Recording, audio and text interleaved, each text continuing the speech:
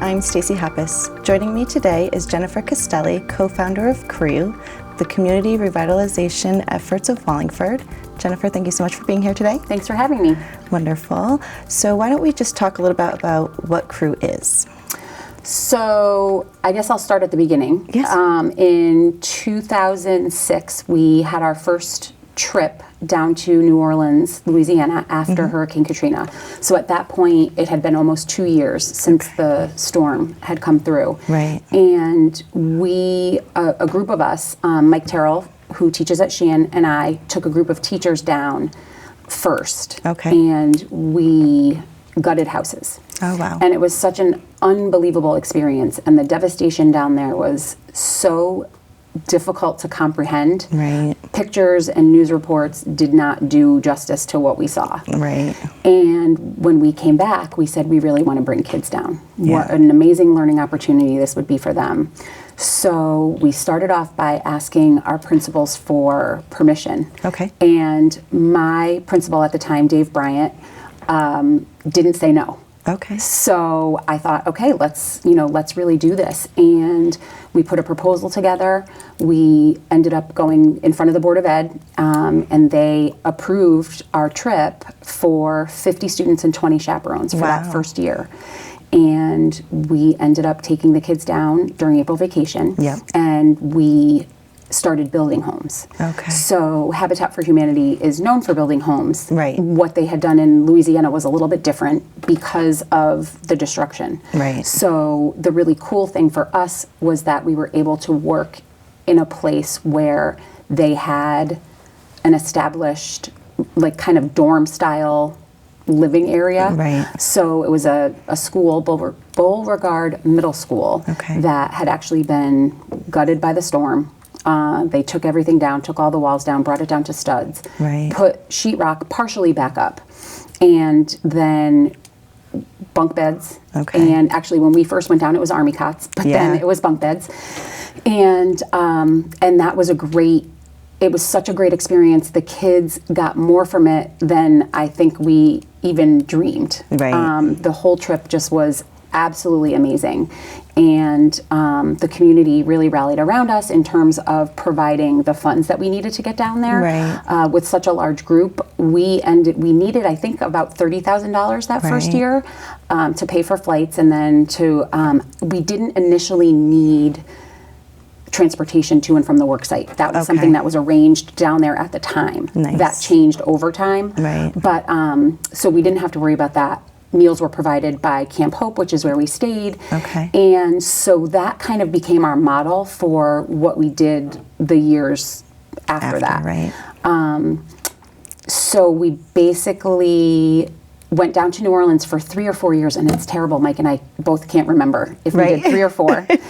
And after that, we have gone to other places. We've gone to Alabama and Tennessee and Oklahoma. Always kind of looking for a similar living situation. Right. To keep the kids safe, obviously. We have to find certain places, certain places allow alcohol, and obviously we don't Okay. want the kids to be in a place where, even if they're not exposed to the alcohol, we don't want drunk people coming. Right. So obviously we have to be really careful with things safety like issues, that. right? Yes, for sure. Where are we? Are we in the middle of a city? We were in a church in Alabama, and it was a little questionable. Right. So we really do have to be careful about that. So it has Right. limited our ability to go to certain places. Right. Right. Now, do you guys do things locally as well? We do, actually. So Wayne Barneshy at the Trail of Terror has been amazing for our group. After that first year, we had about 100 kids who were interested in going on the trip that first year. And so what we decided from the first trip moving forward, we were going to require that any student who was interested in going on a trip in the future had to volunteer with us for 20 hours. Okay. So they had to do something with C.R.E.W prior to going on the trip. And Right. that would be kind of almost like their first initiation. interview. Yeah, exactly. Their initiation. Actually, we called doing the gravel. That's their initiation. Right. And all of the crew kids know what that means. Yeah. Hauling gravel through the trail, hard, backbreaking work. Yeah. But they do it and they love it. They come back for more. And those are the kids that we're looking for. Yeah. To be able to come on those trips. So we've done a lot with Wayne, which has also been really great because the kids are able to learn some of those skills that many of them learned in that first trip when we went down to Louisiana, but kids are now able to learn some, little construction, how to swing a hammer. Right. A lot of kids don't have any idea how to do that, and they leave us knowing how to frame a wall. That's awesome. So it is. It's really, really cool. Wayne has been great to us in terms of giving us those kinds of opportunities, and then also donating significant amounts of money to our group over the years. Nice. It has really been a great reciprocal relationship with him, and we continue to work with him. Nice. In the past, we had done other things. We worked with the senior center, and we worked at Celebrate Wallingford a couple of years. We've done some other little things in town, but for the most part, we've stuck with Wayne because he always has work. And it teaches them hard work before they go, so that they know what they're going into. Because if they're just thinking that it's a fun trip down to Louisiana, no, that's not what you're going for. Right, exactly. You're going to be up at 5 or 6, and you're going to work a full day, and you're going to be exhausted when you come back. And they do truly, they love it. Since Camp Hope, the kids have actually had to do more than just their typical work day. They've also had to cook breakfast and dinner. Nice. Because at the camps that we've stayed at since Camp Hope, they don't provide those meals. Okay. So we go grocery shopping, and the kids take over the kitchen. Nice. And it's amazing. I mean, and I don't cook, so I really have no help there.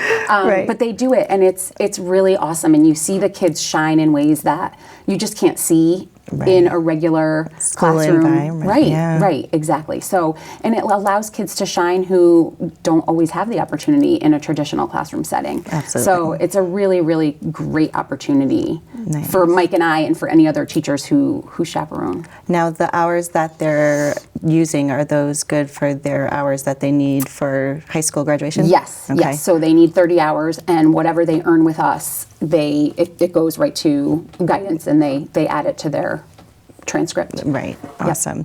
And then I know that I had asked you previously if they do anything with youth awards, and I know that we were going to try and get some of that started for you guys. Yeah, because we haven't in the past. Right. We haven't done that. So that would be something that would be good, at least to reward them for not only graduation, but to reward them in another way that just shows that what the efforts they're putting in are so well deserved. And again, the Board of Ed and Dr. Menzo have done, I can't remember, to be honest, if we've done it every year or more in the beginning, but they have recognized the kids with certificates often at a Board of Ed meeting. Nice. So, like I said, I should probably remember. Right, it's okay. But I don't remember if we've done it every time. But they have done that, so that's been really great. That's really nice. And then, in order to get involved, where should they contact? Who should they contact? So, at Lyman Hall, it's me. My room is 5B, so kids typically know where to find me. Right. At Sheehan, it's Mike Terrell, and he is a PE teacher, so he's in the gym area.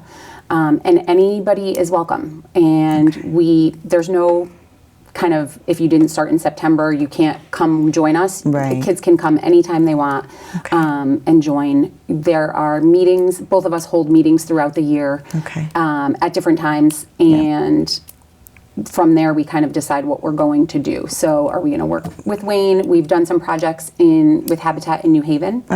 So, depending on the interest level of the kids, Mike has some really amazing kids at Sheehan right now who have really kind of gotten things going and drummed up business again. Nice. The desire to volunteer isn't quite what it used to be when we first started.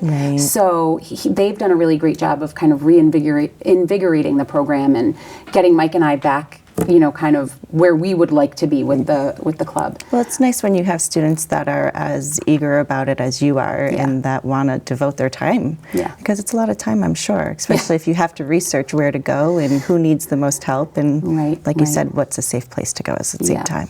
And we actually found out this year, we had been looking into going to Puerto Rico, going to Florida, going to Texas.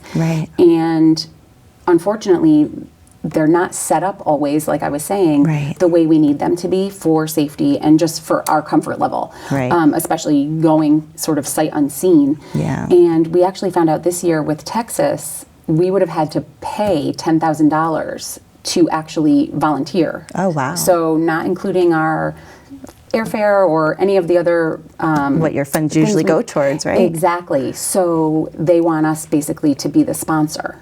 Okay. And obviously we can't do that. Right. But that does typically tend to be, especially in the Northeast, the reason why we can't do more locally.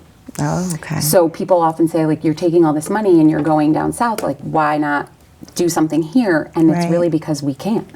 Because they want you to sponsor something in order to help volunteer, yes, which makes it very difficult. oftentimes that is what it is. Or you can volunteer, but it's for one day. So the New Haven builds that we've done, it's one day because they want whomever is interested in volunteering to be able to do it. And certainly if I'm calling from, a corporation who can do the sponsorship, they're going to choose those people over our people. And the other piece of that is that many times high school groups are not the best workers. Our kids are trained, so they're pretty amazing, and we've definitely impressed some groups over the years who have, commented to the chaperones, wow, your kids are really amazing, or your kids are so focused, or they really do an amazing job when they're given the opportunity. So unfortunately, I think just generally speaking, teenagers kind of get a bad rap. So when you hear teenage group or high school group, people aren't always as inclined to invite us as we would like them to be. Well, I hope that things start to build up again for you guys. Yeah, it would be great. If people are looking to reach out to you, they can call Lyman Hall, and can they call Sheehan and ask for Mike as well? Absolutely. Yep. Okay. Either one of us, anytime. And same thing through email. Our emails are the same, the Wallingford school address, and then just our first initial and last name. And we'll put those on the screen for anyone that's interested. Cool. So we have just about a minute left. Is there anything else that you really want to just put out to the community? Yeah, so we were hoping to do a trip this year to Avery County, North Carolina, and unfortunately, because of funding, we are unable to go. So we just had to cancel the trip actually today, we decided, because the kids are afraid that if we don't raise enough money, they won't be able to pay. So at this point, we have like 2 more weeks until we would have to pay the deposit for our plane tickets. And you always take the trip during April vacation? Yes. Okay. Yep. So yeah, it's time. So the time limit is kind of a bummer. Unfortunately, sometimes that's how it goes, and we don't want to get stuck, obviously, with the plane tickets that we can't pay for. Absolutely. And do you guys do any fundraising, or is it all just donations? It's pretty much donations. We have done fundraising in the past. So we've done some of those fundraisers where we sell like the pizza cards, or I think we did Omaha Steaks one year. We've done the shake-a-cans, which are, as many people know, ubiquitous in Wallingford and kind of annoying. We've done those in the past, but it seems like those are going by the wayside. The stores and the Dunkin' Donuts aren't allowing that anymore. So, all right. Well, reach out to Lyman Hall and Sheehan, and you'll get them the information they need. Absolutely. Well, thank you again for coming. Thanks a lot for having me. It's been a pleasure. Thanks. And once again, I'm Stacey Hoppus, and I'll see you around town.